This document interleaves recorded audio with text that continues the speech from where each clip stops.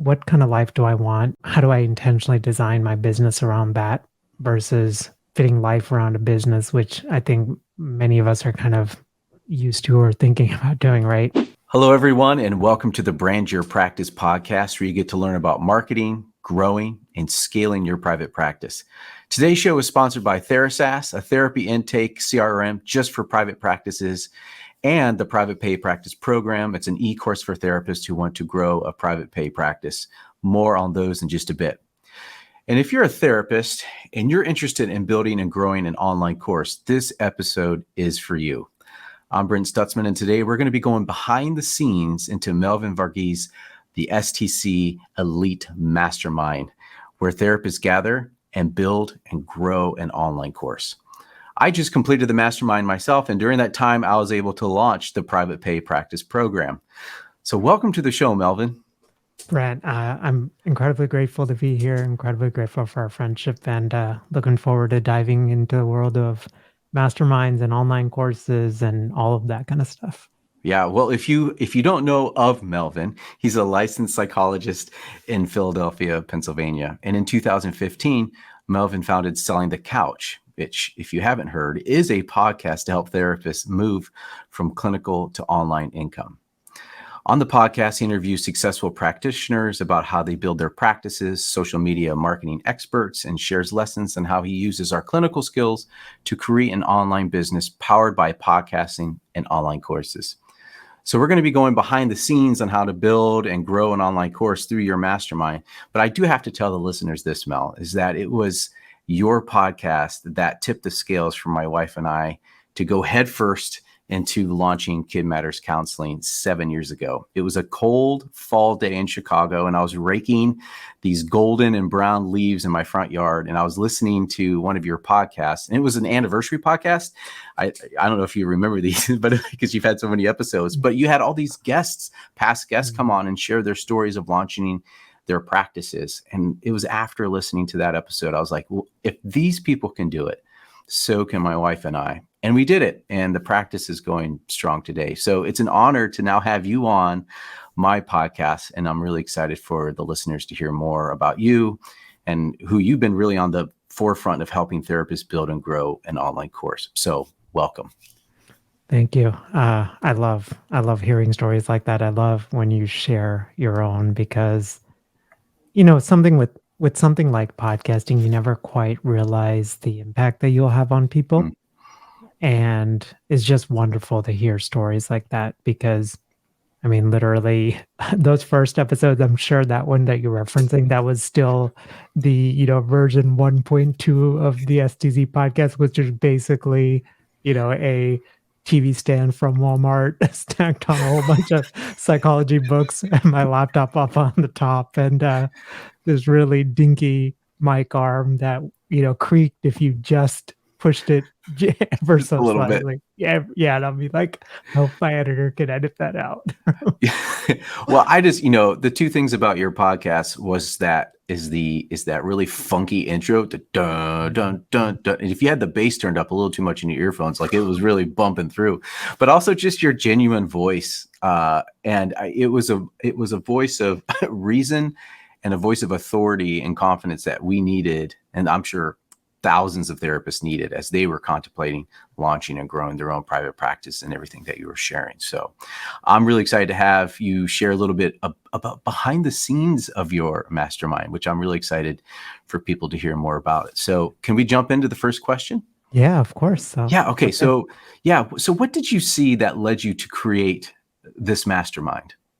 I mean, it's a good question. So I had a previous, I launched my podcasting course back in 2015, and I think probably around 2017, I realized that the folks that were going through the podcasting course, they had launched their podcasts, but they needed a place to talk about like making money through the podcast, right? Like strategically monetizing. So everything from talking about sponsors and all the way to creating digital courses and stuff like that as a way to monetize.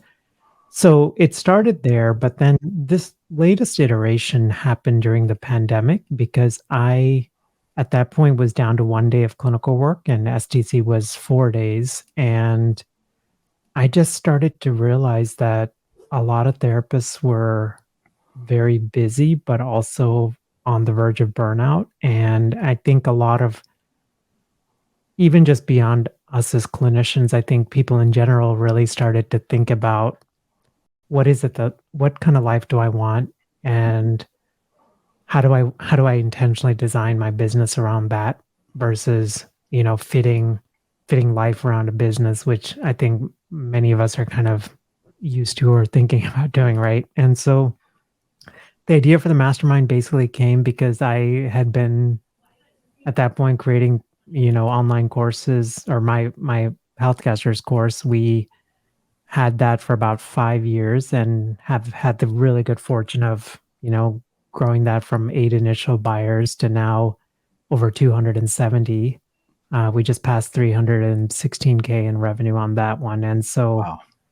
And so it just, I don't know, but it wasn't like, I think for me, it's been a journey to get there, and it hasn't been like this rocket ship thing that we often see Hmm. online. And part of the mastermind was just like I wanted a place where I could teach, and share, but then also a place where clinicians could do this and do it with integrity and do it with like upholding our ethical standards and all of Hmm. those kind of things. And most of all, I think I wanted a place just to be real and honest about it, because I feel like many times we see like these 0.05% of courses that seem to skyrocket, and we think that should be the norm.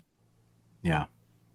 And I'd also talked to a lot of therapists. They have the seasoned therapists, like Mm, they've developed so much in their mind and like in their clinical work. They're like, I have something that could actually help a lot of people, and they don't yeah. have to be in the therapist chair or the therapy chair to get it. And so a lot of the clients that I talk to, in the back of their mind, there's Mm, like, I have this thing that yeah. I feel like I need to get into the world. Yeah. Um, so again, going back to your point, like doing something that wasn't direct clinical work with the hours and something that might be a little more scalable, but because they've been in practice for a while, they have this system, they have this way Mm, that they could maybe put into a course yeah. and get out there and reach more people.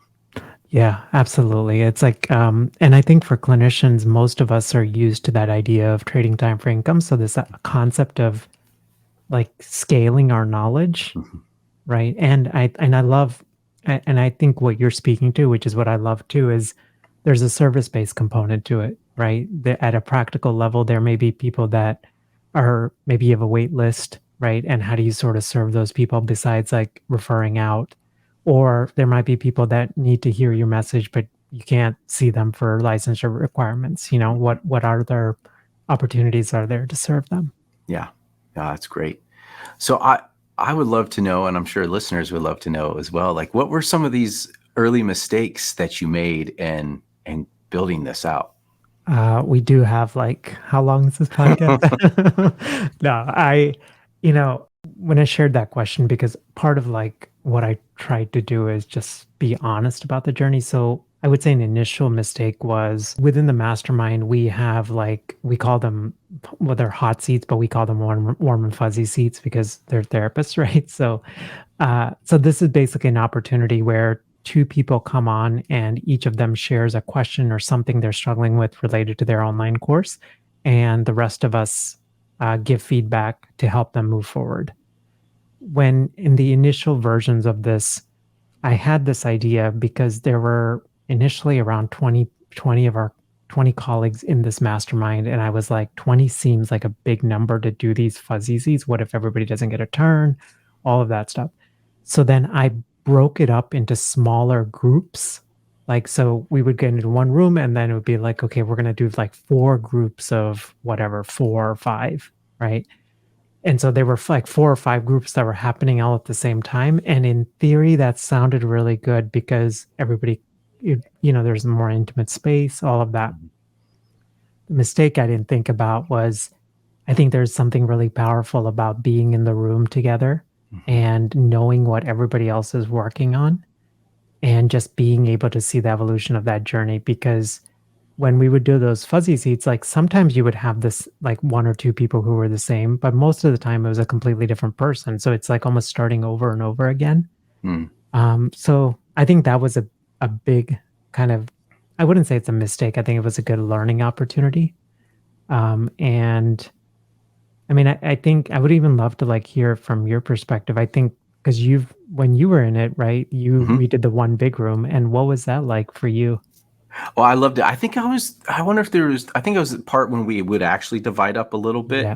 Yep. and do that. And then we eventually brought it all together. So I Right. saw the evolution of that. And I really enjoyed bringing it all together because there's therapists that are in different stages Hmm. of building out their course and just different stages of life too. So like the wisdom, it's really just the collective wisdom of the group.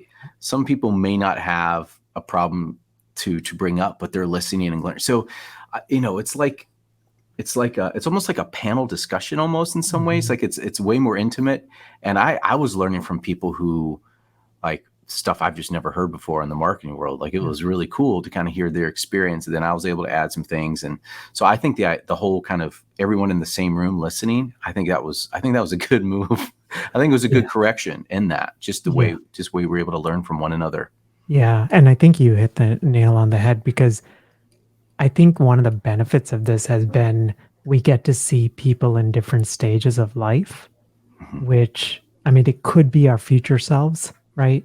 And just to be able to think about, it's not just about like building and designing a course, it's about creating the marketing engine behind it that what sustains things in a way that is kind to our future selves as well. The other thing is like it is hard. It's hard to launch a course. It's just not Mhm. it's just not magical. You're literally launching. In some cases, it could be another business Yeah. almost altogether. Um, and so you want you. It's really good to have the group kind of behind you, and you'll do these breakout things every now and again where you get into smaller groups for different things. But yeah, to kind of have that collective, and they're all rooting for you. I think that's the Mhm. strength of that community, is that they all have your back and they're just rooting for you. Like it was really wonderful to be part of that. Yeah, I'm grateful you were able to be a part, but I think you bring up a really good point, which is something I didn't do initially. What I started doing later is every one of the mastermind members, we actually do one-on-one calls with everybody to make sure they're a good fit. And in the initial stages, I did them, but they were like either shorter or they were sort of in a group format. And I think the challenge was that I couldn't screen as well because Mhm. if there's like multiple people in the room or if it's like a 25-minute chat, it's just really hard to go deep. And so we actually, this was even this last round, I went back to something I was like intuitively made sense. I was like, instead of me doing 45-minute ones, let me do 30-minute one-on-one calls, but I just couldn't get, around and form a meaningful connection with people. So it's like sometimes you're just, I don't know, the one thing I'm learning in this whole process is like one, not to get it in your own way in terms of your own intuition. And then two, it's like it's this, evolving kind of thing. And so these one-on-one calls, it's not just like we want we want a certain type of therapist in the mastermind and not like just because somebody wants to launch an online course. Like for me, integrity, being a kind person, having a genuine heart to help somebody, those are the bigger things for me. Mhm. Yeah, and it shows. So you screened well. Try. Yeah, yeah. Um, can I ask another question? Yeah, of course. Yeah. How are you thinking about scaling versus focusing on the personal touch?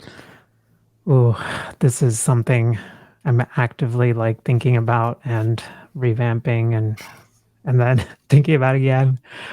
So right now, what we did is we put a cap of 25 members at any one time in the mastermind. The reason I'm thinking about it this way now is because I've been parts of masterminds that have scaled to like hundreds of people. Mhm. And the thing that I have found as a user is I feel like I'm just another number.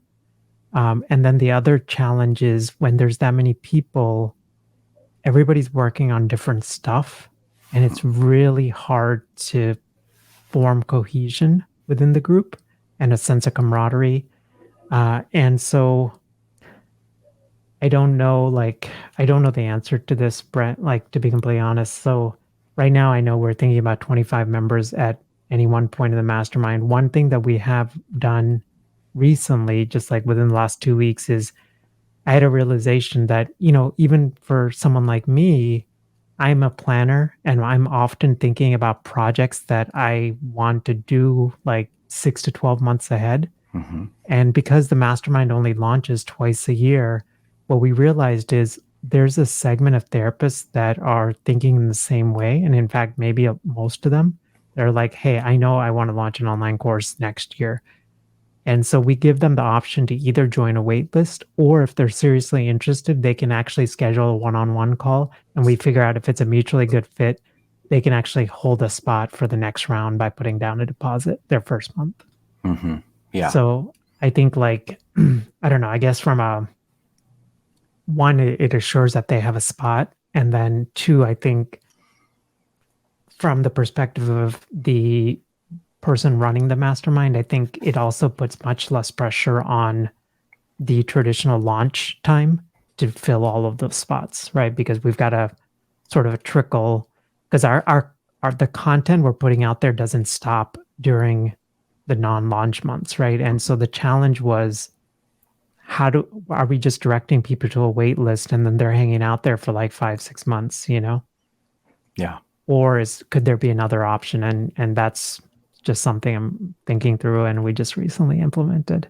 Yeah, yeah, because I was from our own course, we were thinking, should we do like a wait list and launch 2 or 3 times a year or not? And so we're constantly evaluating that. Yeah. We're now saying apply Mm, for the program, and there's some qualifying questions that we have in there, and then we'll do sort of like a breakthrough call or mm. like to see if it's a good fit, because it's saying we want to make sure that they are a good fit for the program, partly personality wise, and Yeah. the characters there and the drive is there as well, and just make sure it's a good fit, because you don't want to have those awkward conversations that it's Yeah. not, it ends up not being a good fit. Yeah, absolutely. And then do some of those people then immediately join the program or do they stay? How are you guys I, thinking about it? yeah, well, we just switched over to it, so I think it is to get access right away to it. Mhm. We're not doing an exact cohort, like a Mhm. timed cohort. Yeah. It's more you get access, and then we have these implementation calls where we help, like, so it's sort of like a group call. Mm. um, and it's working out so okay now, so it's not like 100 people in it. It'll be anywhere between like 8 to 12 people will show up at a time, and Mhm. we'll do them twice a month, and those are really good calls because it's a really good community. So Yeah. yeah, it's a lot of fun that way. So yeah, we're just kind of tweaking a little bit, and also, but I think having that interview is a good thing. So Yeah, absolutely. I think for also like higher ticket offers, I think it's a good thing. yep, absolutely. Um, yeah. Well, before we go on, Mel, I want to remind the listeners about TheraSAS. I talked about it at the beginning of the episode.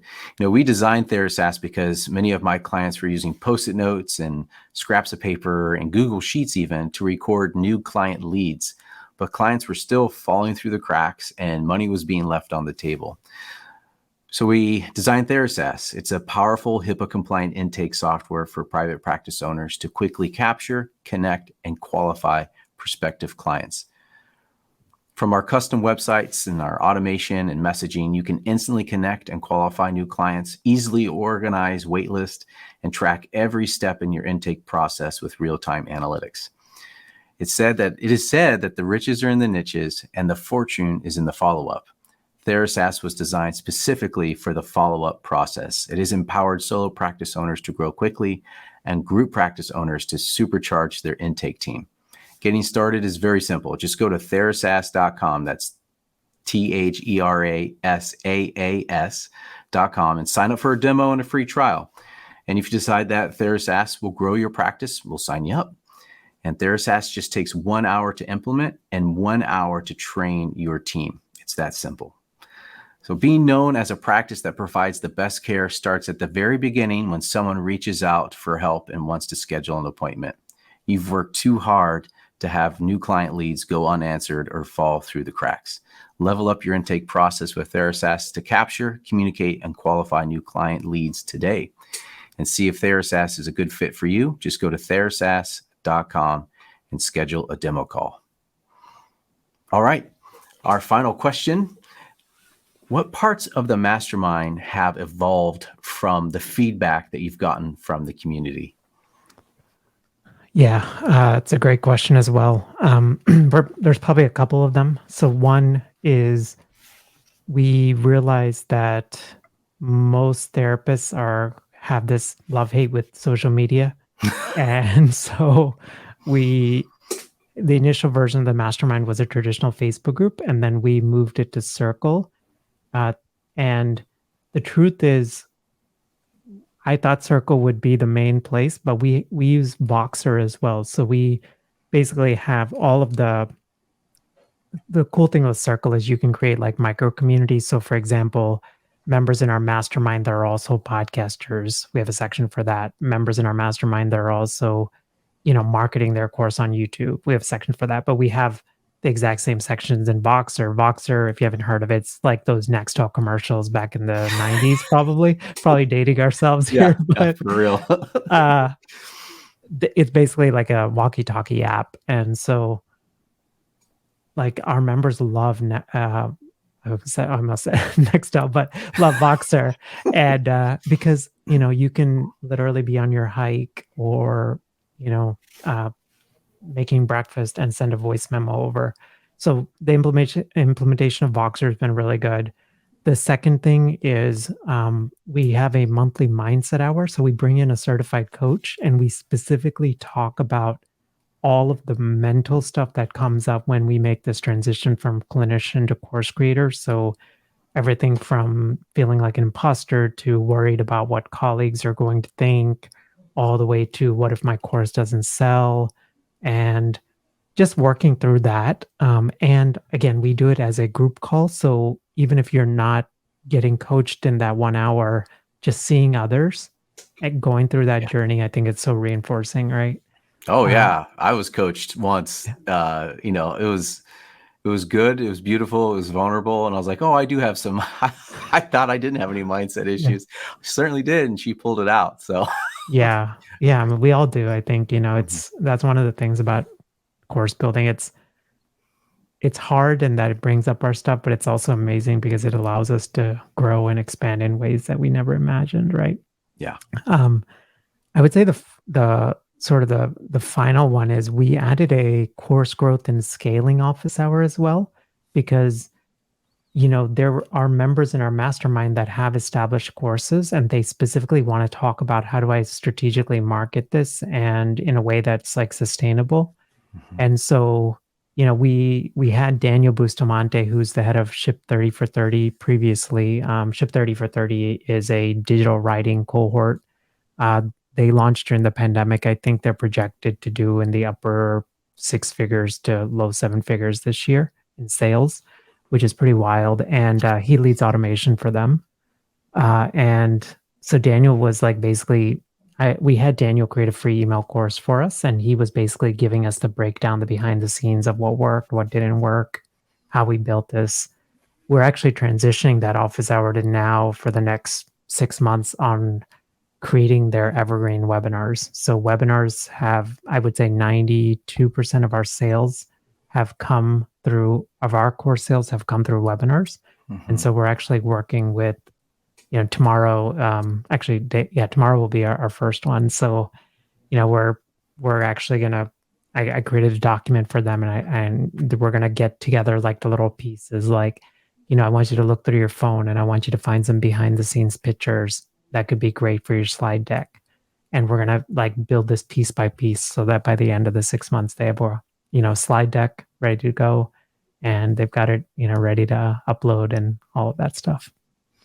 Oh man, that email course creation, the behind the scenes with Daniel was so good. I created one and I'm in the midst of creating another one Mm, as a result of that. yeah. One for the private pay practice program. We're actually doing a private per your recommendation, we're going to be doing a private podcast.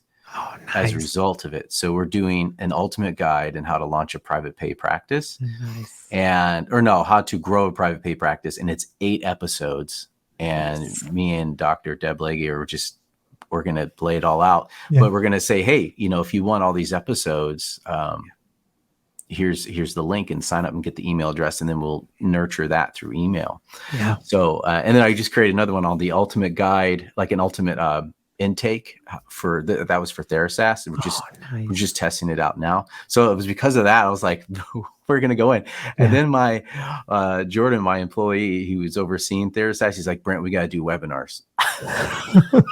So now that you're telling me, now that you're talking about webinars, I was like, okay, that's step 2. We'll get there. Yeah, absolutely. I mean, but I think we're both speaking. It's like, I think this is actually a common thing that a lot of course creators can get stuck on, which is like, where do I focus? And Mm-hmm. I think I would say yes to all of it, but like not in like all at one time, right? Yeah. So Keep email it courses simple. are fantastic, webinars are fantastic.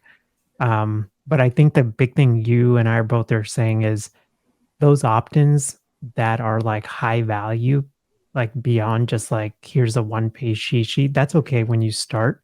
But Mm-hmm. especially if you have, when in our mastermind, I always say like your course should at least minimum be 500, right? So as you get into higher prices for your course, um, I think it's good to have an opt-in that's of high value. Yeah. Yeah. So yeah, I learned a ton in the mastermind. So really glad that you're able to jump on and join me on this podcast. Where can people find more about what you do? What links would you like to point them to? Yeah, I mean, so if you are listening and you would love to start an online course and you're a therapist, we have this free 7-day email course to actually validate your course idea. So I think a lot of clinicians were like, I have this idea, but is it actually going to make money? We actually put all the work, the exercises that we do in our mastermind into this email course, and that's over at coursecreatorstarterkit.com. Yeah. Oh, yeah. If you're listening to this, definitely check it out. It is. I mean, even if you're not even looking to start a course, you should just sign up for it anyways to just experience what an email course is like, because it is really well done. But if you are interested in starting a course, you should definitely check it out. Lots of value into it. Okay. Anything else you want to point them to? Or is that the one? No, I think the only other thing is, I have a podcast as well, and you can check that out at sellingthecouch.com/listen. Yes. Yes.